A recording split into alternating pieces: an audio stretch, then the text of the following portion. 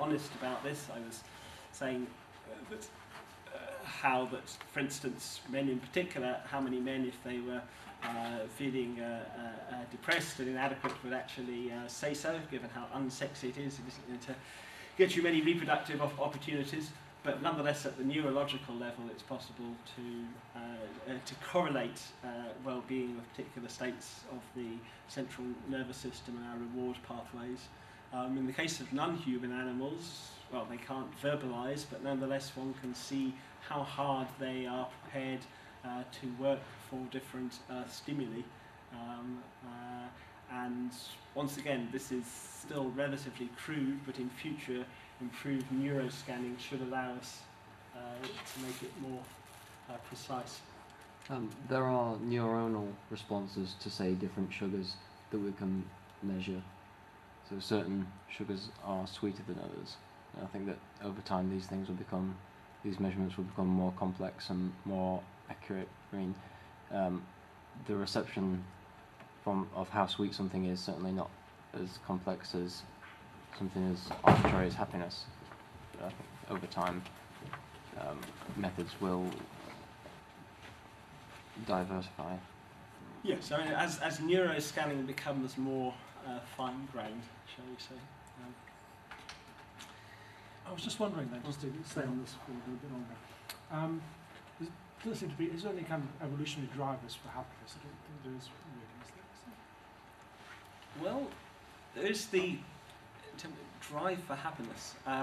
One needn't be a dogmatic psychological hedonist to say that we're, in some sense, all slaves to the pleasure principle. We tend to pursue activities that we enjoy and shun those that cause us distress. Yeah. Unfortunately, feedback mechanisms mean that we're not as successful as we would wish. I was just wondering, given that there might be some kind of healthy kind of genetic sort of thing there, possibility there. Does being happy then sort of correlate with being highly heterozygous as an individual? I mean, people say, if you want a healthy kid, marry somebody from the other side of the planet. Now, I wonder if you want a happy kid, you should marry somebody from the other side of the planet. That hadn't occurred to me before. One knows from so-called these twin studies that happiness or tendencies, depression, where one is calibrated on the hedonic scale, one's normal set point does seem to have a very high degree of genetic loading. But I hadn't considered this possibility. It's interesting. Sorry, I know there's a geneticist or someone who's into genes here who may be able to illuminate this. Yes, there are actually a small number of studies which have found an inbreeding depression effect on the incidence of depression and anxiety. So yes, people from first cousin marriages, for example, have something like 3 to 5 times the rate of a variety of psychological disorders, including depression. So there is definitely some evidence for the idea that increasing heterozygosity is a good way to, through heterosis, increase happiness. I've got a comment on whether there's an evolutionary connection with happiness. The book I've just finished reading it's called The Happiness Advantage by a psychologist called Sean Acor, and he accumulates large amounts of evidence that rather than success being the cause and happiness being the effect, it's actually the other way around. So he talks about a Copernican revolution. That is actually, if you can cultivate a happy mindset, then you're more likely to be successful. So I don't know about an evolutionary background, but he has suggestions about how you can keep a happy mind. When you're in a happy mood, you're more creative, you think of more solutions, you're more willing to put up with discomfort for longer. So that's an argument for finding ways. His suggestions were all psychological. They weren't based on modifying the brain in any way or reprogramming our genes.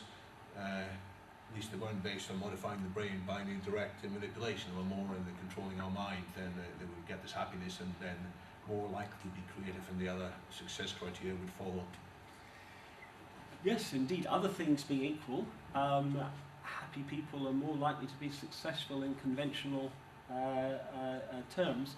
A complication is that some people with bipolar disorder sometimes it is in their sort of manic exuberant stage that they actually implement some of the insights they had into their depressive phase. But in general, I would say there is immense underproduction and wasted potential of people who have chronic low mood, not just formal clinical depression, but also just people who are undermotivated chronically, just chronic malaise, and that if it were possible to allow people to be more happy, then yes, they could fulfill their potential. One does in some sense want to, one does want to retain critical insight, and one of the problems of, for instance, of euphoric mania or hypermania is that people can lose critical insight. So yes, it is not just a straightforward matter of turning up the volume. Indeed, in future, even though I think we're going to get rid of all forms of suffering, it's still possible to retain the functional analogues of depression and depressive states. Alas, I'm rather pessimistic about, and there are, as we know, innumerable self-improvement manuals, techniques to raise your level of happiness, and I think their success can best be described as mixed. And one of the reasons, just back to evolutionary psychology again, is that that evolution has engineered things that quite a lot of people are involuntarily depressed or have low mood most of the time. There's no way they can just switch it on. It is involuntary because in the ancestral environment it stopped you challenging Big Boris and getting severely damaged and expelled from the tribe. It was adaptive in the ancestral environment, but there's no reason why it need be maladaptive now. Clearly it would make involve tremendous changes in society if essentially people became significantly happier, as I think is going to happen, because not least low mood is associated with submission, subordinate behaviour, and if you have much happier people, you're likely to have much more have more self-assertive, active citizens. Aldous Huxley in Brave New World, it was asked the controller, why wasn't it? Why weren't everyone? Why weren't alphas produced? Uniform alphas, wouldn't that be the solution? Extremely happy, confident alphas. And the controller said, well, yes, this was actually tried in the island of Cyprus. Unfortunately, it was a total disaster. It led to civil war.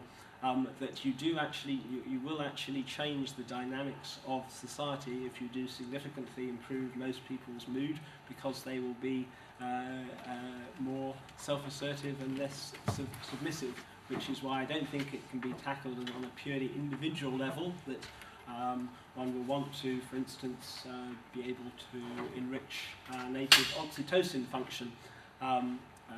Oxytocin, the cuddle hormone, it seems to promote trust and empathy. It's released in prodigious quantities by the drug MDMA or ecstasy. There have been a number of experiments that have been done when you take it in a nasal spray or something like that, then you become more trusting. And for example, in future, with the revolution of designer babies, if we do want to make ourselves not really more trusting but more trustworthy, it would be possible to amplify oxytocin function, which will have all manner of different benefits. For example, not merely will we be more sociable, less sociopathic towards each other. There's, for instance, quite considerable evidence that the level of economic growth is correlated positively with levels of trust in society. A more trusting society is also going to be one with higher economic growth. So if you're an economist concerned with economic growth, there are advantages there. But anyway, that's just a digression, only a partial digression, to say that if we do over time significantly enrich the well-being of most or all people in society, then the social dynamics of society will be changed. And this is the opposite of the argument that's sometimes given, that if we allow people to be happy all the time, won't they be enslaved to the ruling elites? One thinks of Soma and Brave New World. But what I'm saying is that it's the opposite that is most likely, that it's more likely to be problems of how do you coordinate people if they are naturally dominant alpha males. I think we should press on to cover some of the yeah? Sorry. Thank you. No, I need steering. Yeah. Okay. Now, in spite of having, as you may gather, quite very strong views on what we are doing to non-human animals, this isn't going to be a talk on animal activism and meat eating and its ethics and animal exploitation.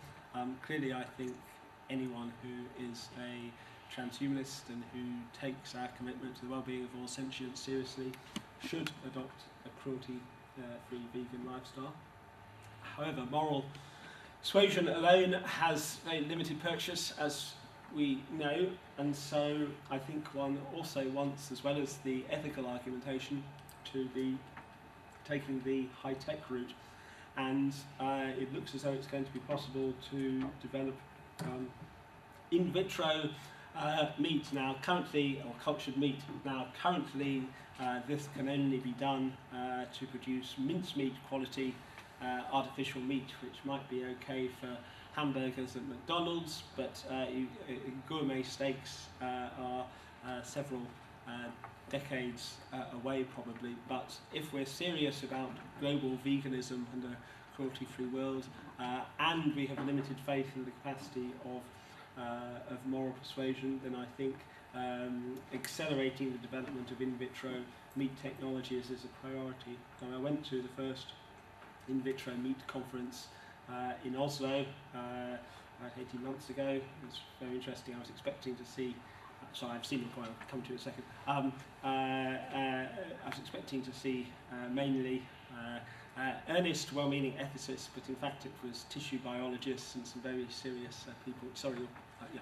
I'd like to relate to the topic that of oxytocin. There is a viewpoint that oxytocin, the psychological effects of oxytocin are actually not overall trust and cooperativeness, but it is context sensitive. The effects are more like in-group support versus out-group hostility arising of the same chemical. Yes, the effects of oxytocin are complex. A study recently suggested that although it made people more trusting of each other, it didn't make them more gullible. It doesn't necessarily induce specific behaviour, and that a mother of a newborn, though she may have very rich levels of oxytocin, would behave in an extremely aggressive way to anyone who is threatening the well-being of her offspring. So yes, I am skating over lots of complications. You're quite right. To get back to the meat issue, do you know what the relative market breakdown is between mincemeat and steaks, for example?